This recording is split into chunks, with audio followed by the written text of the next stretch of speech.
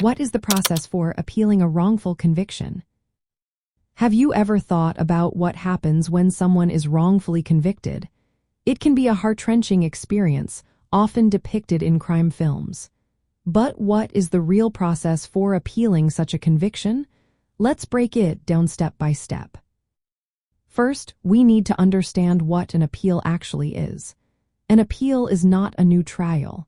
Instead, it is a request for a higher court to review the original trial to see if any legal errors were made.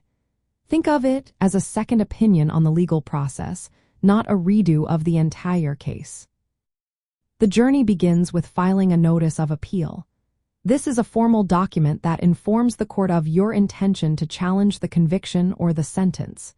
In many states, like California, there is a strict deadline for this notice. Typically, you have 60 days for a felony and 30 days for a misdemeanor. If you miss this deadline, you could lose your chance to appeal. Once the appeal is filed, the court collects all the records from the original trial. This includes transcripts, evidence, and legal motions. These documents are crucial because the appellate court will use them to identify any mistakes that may have influenced the trial's outcome. After gathering the records, the person appealing, known as the appellant, prepares an appellate brief. This document outlines the reasons why the conviction is believed to be wrong. It might argue that the judge made an error, that evidence was mishandled, or that the defendant's rights were violated. The prosecution also gets a chance to respond with their own brief. Next, the court may hold oral arguments. This is where both sides present their cases to a panel of judges. The judges can ask questions to clarify any issues. While this part might be dramatized in movies, in reality, it is usually more formal and focused on legal arguments. After reviewing the briefs and hearing the arguments, the appellate court makes a decision.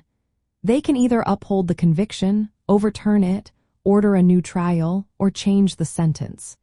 If the appellant disagrees with the decision, there may be options for further appeals to a higher court or requesting a rehearing.